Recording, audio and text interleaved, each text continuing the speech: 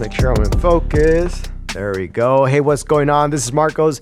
Today we're gonna be taking a look at the 7-inch 1000 nit touchscreen monitor. Just a disclaimer, this product was sent to me for review.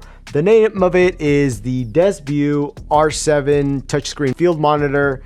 It looks like it says DESVIEW, but it's DESVIEW. This is, I would say, the best monitor I've ever worked with so far. And I say that because most of the monitors that I've used in the past have not been super expensive. They do have features that are super awesome, but I would say what makes this the best, the number one feature, is a touchscreen. Personally, I go on a lot of corporate shoots, and when time is essential and the client is waiting for you, it's much easier to dig through the menus just by double tapping and turning on whatever feature I want to turn on, like false colors, zebras, all with the touch of the screen, right?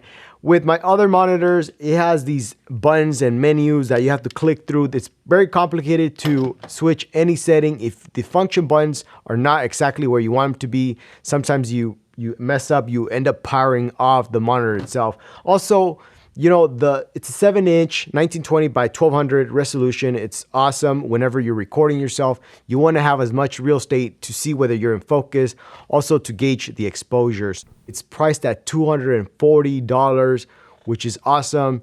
My other monitors are like $180. So if you can cough up a little bit more money, it's definitely worth it. It's great for getting through the menus faster, the bigger screen, the resolution.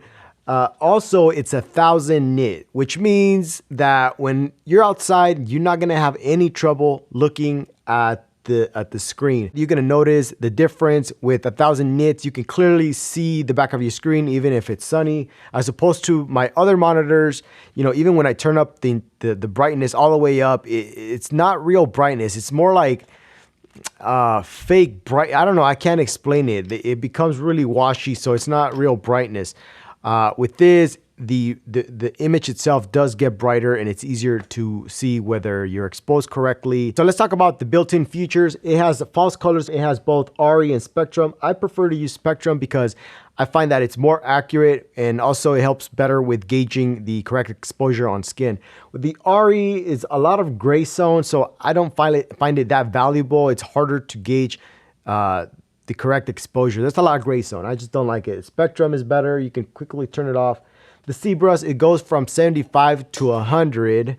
I don't think you can, no, it's 75, which is kind of a bummer because most of the time when I'm using the zebras is to gauge the exposure of skin. Now, skin lies anywhere, I would say, from 65 to 70, around there. That's where you want the brightest part of your skin to be. If it goes above that, then you're probably overexposed.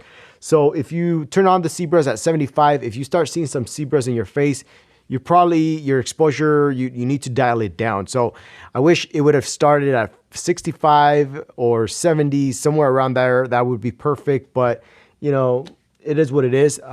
You have peaking, which is great. You can turn on different colors. You want to use that to make sure you're in focus. You can load LUTs. Once you load a LUT, it can live here in the monitor. It comes with a USB drive that already has a lot of LUTs preloaded for different cameras, different profiles. So that's awesome that they give you that. Otherwise, you can load your own LUTs to your monitor. And once you load it, you can unplug the USB. It doesn't have to be plugged in.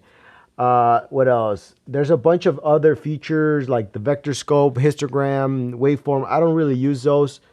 There's grid lines, which is awesome for like the rule of thirds or to make sure you're in center focus. They have center markers for that. Audio meters, I use that to make sure I'm not peaking my audio. Displays, you can zoom in here. There's battery notification. You can change the 3 different function buttons up here. There's a scroll wheel, but since it's a touchscreen, you don't really use that, I wouldn't say. Those are the major features inside. The outside, you have 1/4 inch in the bottom, and on the side, you have a USB to load LUTs, and also for firmware updates. You have an audio jack for your headphones. It takes your regular Sony MPF batteries, which is the standard for most monitors. So I have a bunch of those. HDMI in and out. You also have the DC volt adapter. It's made out of plastic, but it looks high quality. It's not super heavy. In the box, you're gonna get a hot shoe mount, a dust cloth, a storage bag for the monitor. You're gonna get a micro HDMI for your Sony camera, the mini HDMI as well, and a D-tap in case you're tapping into like a V-mount or something like that. You also get the USB, which comes preloaded with a bunch of LUTs from different camera profiles. Also, what I got in the box was this little mount right here. This is pretty awesome. I've talked about this before. It keeps the whole camera setup low profile. You do need to tighten these because they come loose and this thing has too much play if they're not tight enough. I like to use that. I also like to use this Viper. I'll have links in the description because these are awesome. If you have a 1/4 inch mount, like let's say a cage, it's easier to mount the monitor here and this to the cage, and you can swivel this all the way around. So pretty cool product. Overall, I would say this monitor is great for the price. The touchscreen itself is awesome. I love the size, the resolution, the high brightness, the 1000 nit. It's hard to complain about anything. The only thing I did not like was the CBRUS. It starts at 75. That's the only thing I did not like. I think the price for what you're paying, $240, you can't beat it. You could, get other monitors that are way cheaper, but you're not gonna get the touchscreen, the 7-inch monitor. I'm gonna replace my Lilliput. I usually use my Lilliput for all these videos just because of the screen size, but this one has better colors and it's touchscreen, so definitely gonna replace it from here on. All right, guys, if you have any questions, comments, please drop them down below. As always, I appreciate you for watching, and I'll catch you on the next one.